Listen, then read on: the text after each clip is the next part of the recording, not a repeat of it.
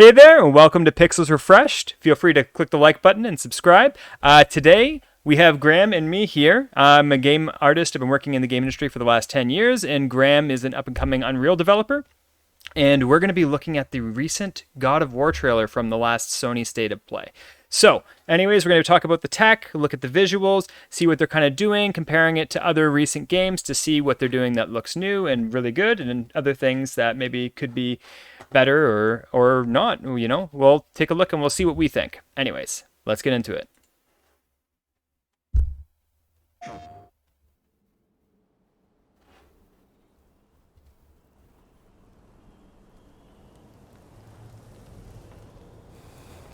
Damn. Those particles, like, they have to be doing some kind of wind simulation for just the way that these ones are behaving. And like the fire particles and the snow particles.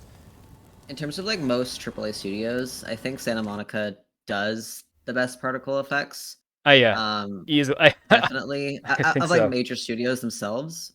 Though Niagara is getting kind of close, we don't really see the studios using it to its full potential yet. No, we will have to see snow, like the snow, like sitting in the actual like fur shoulder pads there. It looks phenomenal. that fur is really good. There's very little dithering. There's a little tiny bit, but like the snow catching it and stuff is phenomenal. This like all of the materials look really good. Like the leathers look like leather. The stone looks like stone. Skin looks like skin. Also, the fog in the background there as well. It's really nice depth to it. Yeah, especially with like all the blending that would have to go on with that. Yeah. The prophecies say Fimbulwinter. Okay. Yeah, I don't think this model looks quite as good as Kratos, but it's still pretty good. No, yeah. I think that there's always something a little too rigid about arms. I don't know what it is, but it's like, you do know what I mean? It just like always looks a little stiffer than it should. My story doesn't end hiding in these Those dogs are pretty cool. I should be out there, finding out Yeah, like the snow blowing across the screen on the ground there. Yeah. I really like that effect a lot. Like The wispy snow. in the Black Myth Wukong trailer that we watched, I'd like to see a lot more of that, especially in like that dragon fighting scene. Yeah. It added like a lot more atmospheric interest, I would say. Well, it also ties everything together with the environment, right? It's like, I was gonna say. yeah. So, yeah. I'm not seeing any like, I mean, it's a trailer, so it's pretty curated, but I'm not seeing any weird pop-in or like No. shadow artifacts or anything. Particle's nice. I don't want to fight anyone. I'm curious whether they're using, like, if you look at the hair here, you're getting some kind of, like, you can see the geometry kind of in the hair, and you're also getting like some pixel breakup on the edges, which is probably because they might be using checkerboarding again. I mean, it gets you really good performance and looks like 4K, and if it's at 60 frames per second, it'll hide most of the artifacts, but you'll get a little tiny bit of it. But if those answers lead to war with Asgard, man, the animation's so nice. do not know what Mother wanted. Yeah, the lighting in this scene's very nice as well. Like the light bouncing on the barrel. Yeah, you're getting the. What do you think? Do you think you're using a baked solution or some kind of real-time global illumination? I doubt it. It's definitely some sort of priority. What am I saying? Proprietary solution. Yeah. So, I would have no idea since I don't know what the engine is. I think they have their own engine. So most Sony, they do. Most Sony internal studios have their own engine. But yeah, when you look at like the close lighting, you're getting such a nice kind of like bounce. Though you're getting your immediate lighting on there is nice, and you're getting a secondary bounce on all of them. It's really nice. Yeah. I mean, it's definitely not baked, just because it's that big right there is basically flawless. Yeah. So it's definitely real time. I'm not sure what they're using for it though. Yeah. See, this ice is better than Wukong's ice for that boss scene. I definitely prefer it. I definitely prefer it. Having the snow wisp across the ice here, and also these little a lot more interesting. These pockets of snow with like caught in the ice and stuff where there's deviations. It's just there's a little bit of something here that just unifies it with the scene more. What if there was someone who could help us? You mean Tyr, the old god of war in these lands? You know what? It's kind of an interesting thing because with Wukong, I would say that the the environment detail was sometimes higher in places, but this is more even. Like everything is even. It's evenly handled, whereas it felt like there was a little bit more uneven with Wukong, whereas this is like everything is visually very evenly handled. Those ray trace reflections, do you think they're screen space? I'm not seeing screen space artifacts. I mean, it probably is ray traced. Again, it wouldn't be that hard to implement, but Yeah, well, and they would have talk with Insomniac, who spent like forever trying to get ray tracing. But typically, you would see for like the audience, you would like around these heads and stuff, you would see artifacts where they're erasing, and on the sides of the screen, you'd see artifacts where the screen space would be disappearing. But I'm not really seeing any of that. Mind you, a lot of these games blend them. They'll be using both, and they'll blend between ray traced and screen space. So he's starting to grow like a giant.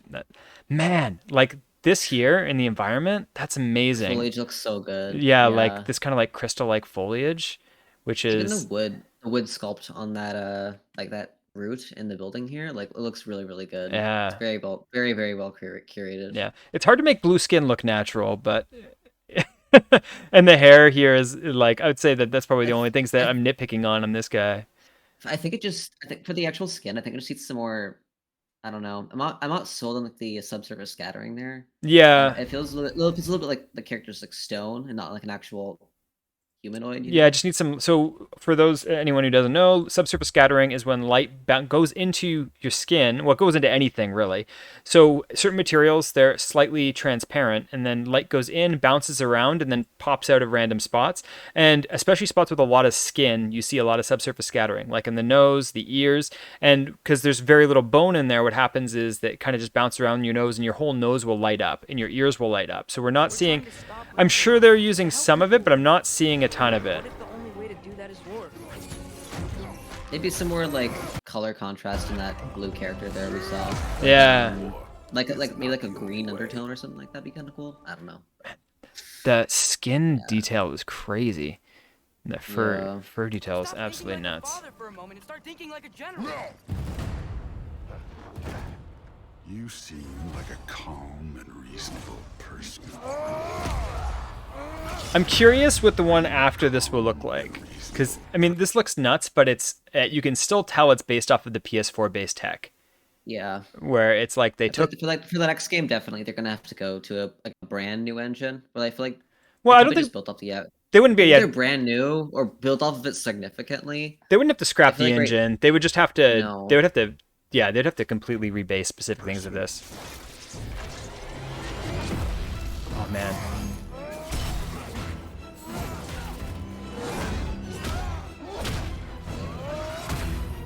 That's awesome. The slam, that particle that emits right on that slam, like the ring that like literally makes them appear. Yeah. Okay, like animating that is so difficult to have, especially since it's like an interactive game, right? And have that complex animation actually like work with the character. It's very impressive. Anyone who's done animation at all, when you have something, grab something else and then make that transition look completely natural, and then have the two pair, whip around and separate, getting that to look perfect is very difficult. Yeah. They probably spent at least like one animator probably spent like a month just doing that. That one scene. I wouldn't be surprised. Yeah. This is kind of interesting, like literally riding like this emissive. It's like it's both emissive from light, which means that it generates light, and it's emitting particles on this one. We definitely know they're using some sort of real-time global illumination because you can see there's light bouncing. Yeah, so you see boxes in the background over there. Yeah, so you can see it on. So first of all, it's emissive, so it's emitting light here, right? And that's one thing, and then the other thing is you see its bounce over here. You can see its bounce here on the lower part of the wall and over there. So it's impact. Not just dynamic lighting. There is global illumination. Yeah. With it. It's just what their method is. I mean, I think that in the original version they were using a voxel-based global illumination. Yeah. So they would use essentially they'd fill the environment with voxels, and then they would have them kind of probe what type of lighting they should, and then they literally change the textures based on how close they are to that voxel. I wouldn't be surprised if they used that kind of tech again. Either that or ray tracing, because I know there's a lot more like overall industry support and and adoption of ray tracing technologies. Yeah, Whereas there's things like Unreal's Lumen that's like very proprietary. yeah. So Well, it's probably just probably ray tracing for the global illumination. Well, this is and it could be a mix. They could be using Yeah. like a mix of a little bit of ray traced global illumination with their previous voxel based one as a fallback, especially at specific distances. I don't know. Like, I would have to talk to one of them, but I think that, I mean, their voxel one was really good looking on PS4, so I wouldn't be surprised if they just ramped it up, especially if they wanted to save ray tracing for reflections or something like that, because they could have easily done that as well. Dang. Anything over you want to go over in this again, or I don't know. It's Some of the indoor scenes actually. I just want to inspect those since Discord's being a little bit finicky. Are you not finicky. It's being a little bit peppery right now. Or is like this one here in the cave, or Never mind, we can keep going. Yeah, that's Discord alright. really likes to compress the video. yeah, that's fine. That's fine. But, yeah. Man. Anyways, like I think the overall like the level of quality is really constant. There's very few assets that show signs of weakness. There's a little bit, you can tell when it goes more gameplay based. Like there's the jump down animation on this one spot that wasn't particularly impressive.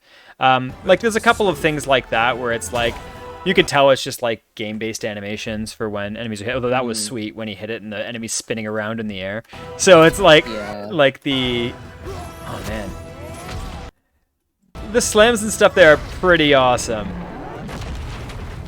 Oh man, I have to say I'm like the model I'm the least impressed with is kind of this giant. I don't know why. Like, what are your thoughts on that? Maybe it's his clothes are just too plain, or like, because it's just a lot of this fabric texture, right? Like, like I would have liked to seen some more like accessories on it, like some metal, make the character pop out a bit more. I mean, there's some like metal on the beard there, you know, yeah, but like a sash or something like that. yeah. I don't know. It's just like compared to the other characters, I guess it's just crappy shoulder pads. It's just like a lot of that one repeat texture all over this red material and this blue material, which. I mean, this is like crazy nitpicking, but it's like maybe this one thing could be slightly more interesting, and which is not really a big deal. But yeah, I mean, I'm excited for this. I really enjoyed the original. So, anyways, that was God of War Ragnarok, the trailer. I think the tech's looking overall really impressive. I'm really curious for the whatever they do after this, where they drop legacy support. And I mean, obviously, they started development for this right after the God of War for PS4 in 2018, 2016. I think it was 2016. 18, is it 16? I think it might have been 16. Could have been 18. Is it that long ago? I don't Wow. know. I'd have to check. You should Google it real quick. Okay. But yeah, it's anyways, they would have just gone straight up to developing this, so they're going to be a lot more legacy tech, and they would have found probably the lowest hanging fruit that they could have upgraded and optimized, and then they would have 2018. It's 2018. 2018. So then they would have split off the other team. They probably would have another team, or like take the core developers that are more tech focused, and they would have them working on the purely PS5 engine, and then we'll probably see more of that with the next game, because that's usually what they do. Usually what they do is they take, once they get the core tech up and going, they use some of the team there for support, and then they pull they'll once the project's getting far along and it's just asset generation, pull more of the technical leads to start assessing new tech and whatnot. So we'll see more of that with the next game, not this one as much, especially because they wouldn't have had full awareness of what the PS5 was during the development of this. Anyways, yeah, that was God of War Ragnarok. Feel free to like and subscribe, and I'll catch you on the next one.